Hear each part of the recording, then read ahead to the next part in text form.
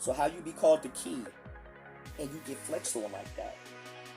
Can somebody answer me that? Matter of fact, you ain't gotta answer me that, cause I already know. It was my boy Maury holding it down like always. You know what I'm saying? You got your boy Il Pio still foxfiring it up. You got your boy Jagal still eating niggas like it's Shark Week 24/7. You got Mujin and Mandog with their whole shenanigans still on the sideline and everything about the key and shit. It's just mayhem like always in Ghana High School, man. Before we get into that, man, what's going on YouTube, my fellow Shinobi and Kages of the Red Cloud Village? It's your boy Black Yoshi here today to bring you another fire anime episode breakdown and review of some of that Ghana High School episode 11 titled The Key. But before we get into it, make sure you follow us on our social medias, which is Red Cloud Village on YouTube and Red Cloud Village on Instagram. And make sure you follow me, which is Black Yoshi 92 on Instagram and Son of Mike on Facebook, man. Let's get it though. Also, make sure you guys like, comment, and subscribe. Hit that notification button so you know when me and the Red Cloud Shinobi are dropping some of that, once again, fire, some of that, power. You know what I'm saying? But let's get into it, man. This week's episode pretty much picks off where the last episode ended off with, and that boy Il Pio coming out that gate looking like a foxfire god, you know what I'm saying, supposedly being this key that everyone's been talking about since, you know, a few episodes ago and everything like that, and he's coming out there, and everybody feel this dude's power. You can feel it, you know what I'm saying, like, it's over 9,000, bro, like, you feel that shit. Mirror's like, yo, I feel something coming from this dude.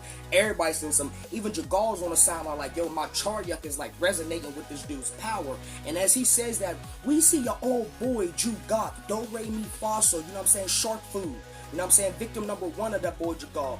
That dude, he's like in the ER, he's laying down, and we see like, you know what I'm saying, his body is like kind of like twitching a little bit, seems like it's reacting to, you know, I guess seemingly Il Pio becoming this foxfire monster or something. So we get a quick glimpse of that, and I'm like, I wonder where that's going, because I didn't see that dude in the, you know, he's been out the picture for a while now, and it's like, damn, now all of a sudden we see him again. It's like, there gotta be a reason for that. So once we transition from that, we go back to the fight. No, wait, matter of fact, before that, we see Mujin and motherfucking Mandok, and you know what I'm saying, they're talking, you know, as Il Pio became his fox dude, and they're like, yo, you feel that power?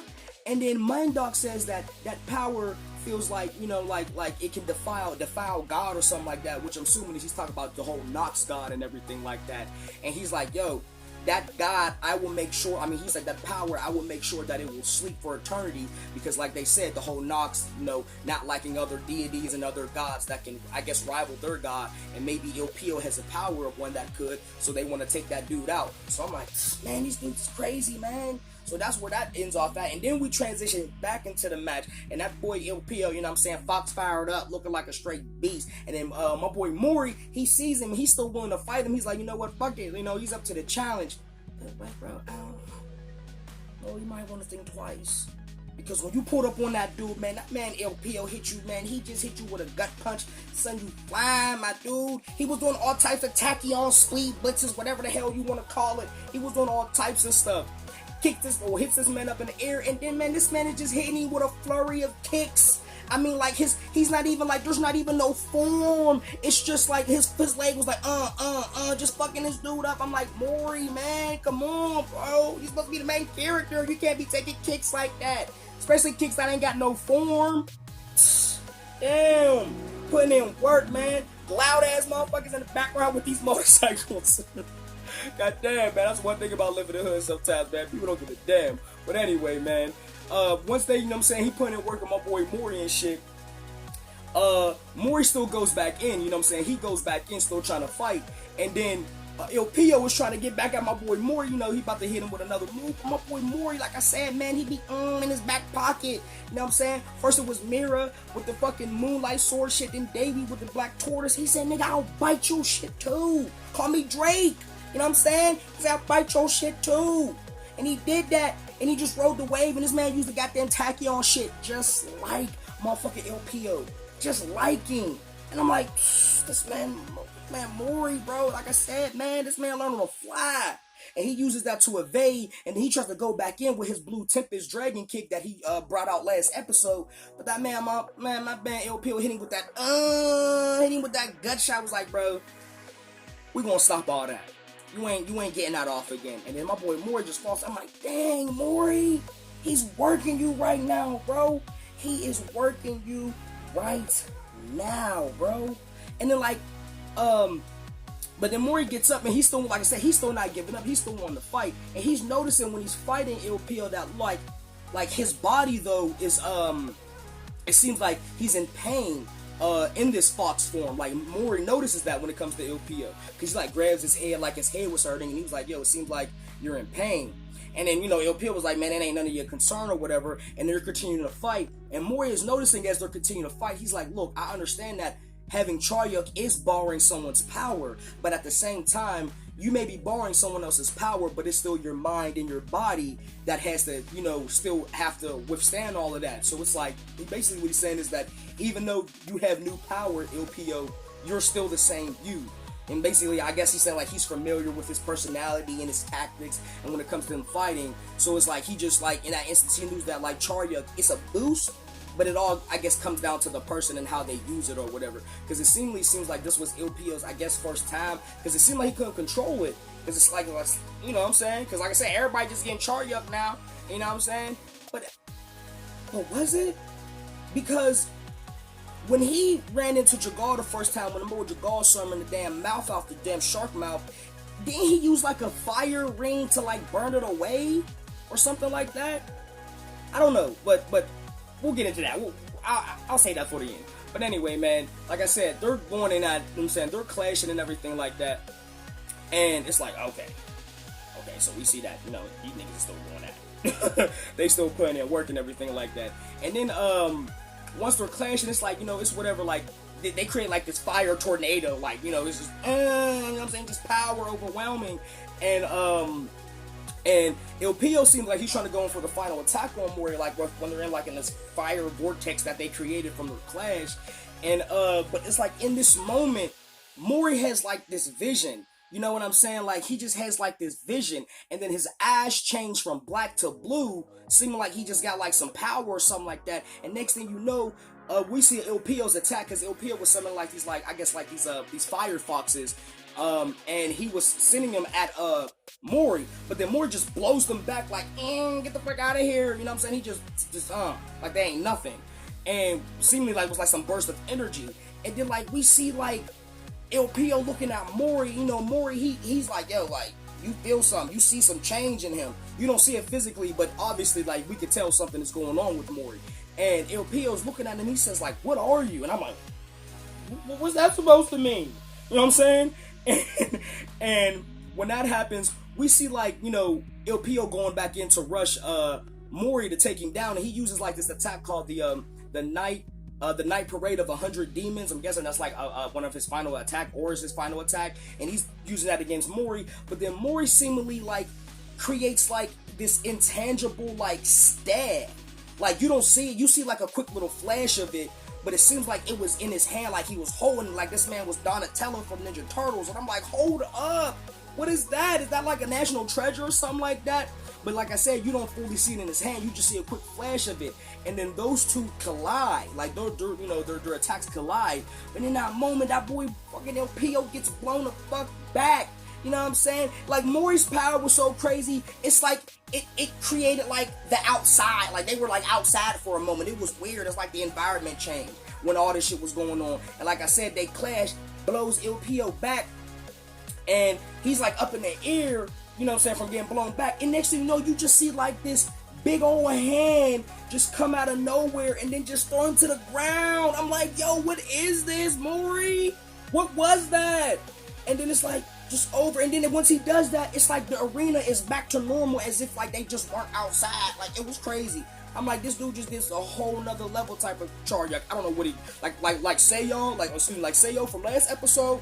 I don't even know what Maury's power is. I don't even know. You know what I'm saying? Like, but he just beasted him in that moment. Seemed like obviously Maury unlocked Charyuk, but like I said, beasts him, puts him down. And Mori officially wins the fight. Ain't no more. The match ain't over. You know what I'm saying? The match is over. Okay, because last episode, that boy Opio came back with that Foxfire ready to put in work. But this episode, he got that work put in on him, and he done for the count. You know what I'm saying? Down for the count, excuse me. And like I said, Mori wins the match. And you see Daewee and Mira coming over there, you know what I'm saying? Trying to congratulate him like, yo, good fight. But like Mori seems like he was like in like this mental transfer, so like he kind of slightly blacked out, and he snaps back to it once Mira like wraps her arms around him, congratulate him, and then he notices like to himself, he's like, I don't even know what the fuck just happened. So he don't even know what he just did. So it's like he unlocked possibly Charyuk, but he don't know what power is, because we know when it came to Mira, it was Lubu. You know what I'm saying? And when it came to, you know, LPO, the Foxfire, and other characters they've shown so far, but when it came to Mori, I guess it's still up in the air, or you know, it's just something that's not being revealed yet. And I'm like, wow, that's interesting. Like that's crazy, because I thought they would have just revealed it all, you know, all dramatically like they did Mirror, but nah, they still keeping it under wraps. I'm like, I likes that though. I kind of likes that though. And after that happens, we go back and we see Mugen and Mandok. And they're, you know, after, you know, the fight between Mori and Ilpio's over, because they feel like, they sense that the Nine-Tailed Fox spirit, which is pretty much Ilpio, has been defeated. But in that moment, Mandok says, I felt another power. And obviously, you can say, you know, talking about Mori, because that's the only dude who was, you know, fighting Ilpio at the time. He says, I sensed another power or whatever like that. And I'm like, yeah, he talking about Mori. He gotta be talking about Mori. And then he escapes, and this motherfucker does some dirty shit. He throws P's body at Mugen. Like, he just like, yo, take her, bro. Like she was just trash. Throws him, and then Mugen, you know, because that's, you know, one of his allies, he grabs her, and then, like, he, like, kind of slides back to catch her and everything like that. But Mandok escaped, and he's like, damn, like, you know what I'm saying? And as he's putting her body down, he makes a call, and he's saying, yo, like, we must secure the key, talking about Ilpio, like, we must secure the key. And while he's talking, he's smirking. And this one thing about Mugen I gotta notice, man, he be smirking too much, man. Like, it seems like he be having a lot of, like, hidden motives. I've noticed that about his character. Like, I can't really put my finger on him, because it seems like he's trying to put his best foot forward, but he's also trying to manipulate people if he can, because, like, he could low-key just give Mori and them the information about his grandfather, but he's like, no, go when the God of high school first. So it's like, you know what I'm saying? It's like, there's more to his character, so I just feel like he's a little, you know what I'm saying? He's a little shady. Just a little shady. And after that happens, we go back and we see Ilpio. He's like in the infirmary and everything like that after the match, getting treated and everything like that. He's not all bandaged up, but he's just, you know, in the little hospital bed and everything. And Sung Da, and I believe his name was Hyun Buk, I think that was his name. His other teammate, they were there, you know, just making sure he was okay and everything like that.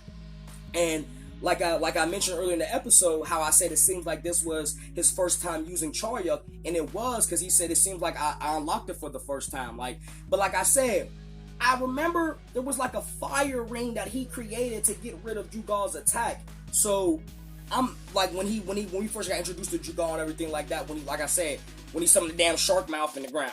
So I don't know, maybe I might have been seeing something or not. I don't know, but I'm pretty sure that's what I saw. But anyway, he says he unlocks Charyuk for the first time, and then my boy Mori pulls up on him. You know what I'm saying? Mori pulls up and, you know, see how everything's going and everything like that after the match, making sure he's good, because like I said, they got history basically through Mori's grandfather and everything like that. And Sunga and Hanbok decide to leave once Mori comes and everything like that, to give them a chance to talk a little bit. And Mori asks Ilpio about his grandfather, like, you know, what do you know about my grandfather? And he just tells him, you know, he met him and everything as a kid. And he says that I'm trying to win the God of high school to save my grandfather. And then Ilpio was like, oh, okay, so I understand that's why you're fighting and everything like that. And then he reassures him everything like that, like, you know, like, don't give up, believe in yourself, you know, because your next fight is against Jugal. And I'm like, oh, not Shark Week. Not Shark Week, bro. Because he do a little bit of flexing in this episode too, but not Shark Week, bro. I'm like, come on, bro. But he tells Mori, like, look, man, I got faith in you, man. Just believe in yourself, man. You know, don't give up. You know, you can, you know, you beat me, you can beat him. Because remember, we saw Ilpio flexing on Jugal 4 years ago. So he's like, look, man, you beat me, you can beat him. You know what I'm saying? But still telling him, like, yo, Jugal, he's still strong though. You know what I'm saying? And he tells Maury, El Pio tells Maury, which I thought was really cool. He said, "Yo, call me big bro, yo. Just look at me as kind of like your big bro. You know what I'm saying? I knew your grandpa. I met you as a kid. They even showed like this little flashback, I guess, or parallel flashback, whatever you want to say, where like when he met Maury as a kid, he rubbed his head and everything like that, and then they showed him like patting his head when they were older, like that little parallel, and I thought that was really really cool. And then that moment he's like, "Yo, call me, just call me your big bro." And I was like, "What? Okay, that's what's up." You know what I'm saying? You know what I'm saying? That's what they normally do in animes. You know what I'm saying? Like how a character ain't really related, but they have like a somewhat like older sibling, younger sibling kind of like relationship that they have going on, which is pretty much what they did right there, which I thought was dope. You know what I'm saying? And then after that, look, this is when shit starts crazy happening. This is when shit starts going left. Okay, because we see your boy Do Re Mi Faso. You know what I'm saying? Your boy Jugak, and I don't know what happened to this dude, but like I said, his body seemed to be reacting to Il Pio becoming the fox form. His body also seemed like it reacted to when Jin Mori was unlocking his potential Charyuk. And this dude is like up and about and he's walking, but he looks all crazy, man. I mean, this dude has like half body is like red. He looks like he's possessed, like something just, I don't know, like maybe the Charyuk must have affected his body or something like that, like negatively. I don't know. Maybe it'll be explained, but this dude just looked all crazy. And he's saying how he's still gonna win, and essentially he's looking for Jagal, because he's telling like he want to win and he'll make his grandfather proud, because you know what I'm saying, his grandfather is one of the six. He's one of Mujin's boys, and he's just feeling all down and out. And I'm like, yo, this dude got like severe PTSD. Like, why are you trying to go back? You know what I'm saying? You're supposed to avoid that. You know what I'm saying? Why are you trying to find this dude Jagal? Why are you trying to find my boy Shark Week? But anyway, he finds him, pulls up on Jagal, and they kind of start going at it for real. But Jagal's being a beast, he's able to evade his attacks and everything like that. And Jagal's going in, using his little like shark tooths and everything to stab him up. And then the one maid chick come out the cut. The maid chick that Jagal also beasted on in the tournament when he had ate him the first time with the shark. She comes in and she tries to calm Jugok down, but there's to no avail at all. And she like wraps her arms around him, like trying to tell him like, yo, like calm down and everything. But my boy Jagal, being a quick thinker, he uses her as bait, to try to kill Jugok, but it's to no avail. And then like Jugok uses her body as like power and fucking nutrients, you know what I'm saying? And he absorbs her, and he just becomes even stronger. He becomes like this full colored out like red beast demon, whatever the hell you want to call it. Had all these weird like appendages and everything like that. So he like levels up in that moment once he absorbs her. And then their fight kind of spills out into Il Pio's room, because Mori had already gone after they're talking and everything. Mori had left, so we're just Il Pio in his room, and the fight spills out. And Sun Ga and Hyunbak kind of get caught up in it. They kind of get like knocked out or something, but they're not captured or anything by Jugok. And then Il Pio, he gets up, tries to rush in, try to handle Jugok, but he kind of gets beasted a little bit. And then surprisingly, Jagal is the one who saves Il Pio in that moment. Not because he was like, oh, like on some friendly shit, but more just like, yo, he looks at Il Pio as his prey. So essentially, he's like, you don't get to kill him, I do. So he only saved him in that kind of weird sense. And Jugok and everything, like trying to put him down and everything. And this dude ends up spitting up the maid chick. Like, he's still all like looking like a red beast and everything like that, but he spits her up, and I'm like, oh, come on, bro, like, you just spit up a whole person, like, that's fucking gross. And she gets up, and then like she's trying to again console and try to like calm like Jugok down, telling him like, keep your composure, like this isn't you and everything like that. And man, my boy Jagal was like, man, F that noise, and he just said, bitch, you shark food. Ate that dude, because in that moment before he ate him, he was actually about to absorb Sun Ga and Hyunbak. And I'm like, oh man. So he ends up, dinner, shark food, ate that dude. Then he called him trash. He just called him trash. I said, oh my god, this dude Jagal, that's what I like about Jagal. Like, he may be a villain, but I don't know, bro. He just cutthroat like that, bro. I don't know, bro. Actually, his sauce is just there, bro. But yeah, like, he eats that dude, and then like we see Hyunbak and Sun Ga get free once he eats him. But yo, My leg! My arm! Like, bro, they were straight up missing limbs. Sun God had a whole leg missing. Young Buck had a whole arm missing. Because I'm assuming when, you know what I'm saying, when Jagar hit him with that, you know what I'm saying, they lost some limbs. They were free. But not all four of their limbs made it out, if you get what I mean. I'm like, oh my God, why would he do that to them? And that's messed up. Because she does martial arts, and you could tell when, like I said, that bitch got them high-rising kicks. So she need them legs. And then I think Hyun Buck, it was a boxer, so you know what I'm saying, he need his arm. So it's like, come on, dog. And then my boy Pio, he started having flashbacks. He's thinking about Sun Yang, and when Jagal beasted on her 4 years ago, you know what I'm saying, gave her the 300 Sparta stomp right on the damn leg. And I'm like, oh man. And then Jagal is like gloating. He's like, you know what I'm saying, like he's actually kind of talking like some shit for real about him fucking up his teammates. And then El Pio gets pissed. He gets pissed. He straight mugs that dude out the goddamn window, bro. He's just like, yo, he's ready to put in work on Jagar, bro. You done pushed this dude to the limit where he ain't about to hold back. And I'm like, but wait, ain't there supposed to be a match tomorrow? And we got all this going on. And then we see like Man Dog pull back up on the commissioners once Jagal and El Pio start getting into it. And then like this dude, like I said, he uses the little rooms, creates that little gate and shit. And then all these like weird flying creatures come through the portal, seemingly ready to put in work, and my boy Joker and the commissioners just looking at him like let's get money. He pretty much says like, yo, them things like worth like $1 million yen a piece. My boy Joker's like, yo, let's get this money. Cause you already know Joker. I mean, I keep calling him Joker. I don't know why I keep calling him Joker. I guess because he uses the card and it just reminds me of it. My boy Commissioner Q, who I like to call Grim Reaper Gamut. That dude, he looking at the flying creatures like, let's get this money. Because he been broke since like episode like I don't even know, like episode like 2, 3. Okay, they've been deducing his pay by the episode, so he know like, yo, let's get this money. And I just thought that'd be funny that he actually brought that up in that instance. And once that's happening, we see Mujin, and Mujin seeing all this going on. I'm like on the fight with El Pio and the shit going on with the commissioners and Mondoc, and he essentially says like, yo, this is officially the end of the God of High School, far as like the actual tournament. So I'm guessing now we about to get into the meat and potatoes of what the God of High School is about. Opposed to, I guess we about to get into just new levels of just action and hypeness. That's what I'm assuming, because I still think there's this wasn't like, I don't think, of course this wasn't a final episode. So I'm just interesting how all the stuff is going on, how the last 2 episodes are going to end off this season. But anyway, man, I'm going to end it here, man. Like I said, this episode was pretty hype, like always. Got my boy Mori putting in work. You know what I'm saying? El Pio, you was hard, but you got beasting on. Mujin, like I said, Man Dog, they still got their shenanigans going on, because we found out that Mujin is trying to secure the key. And like I said, Man Dog and Nox, they're trying to, I guess, either destroy it. So we got that still going on. And man, it was all like just crazy always, man. Like I said, we got Mori.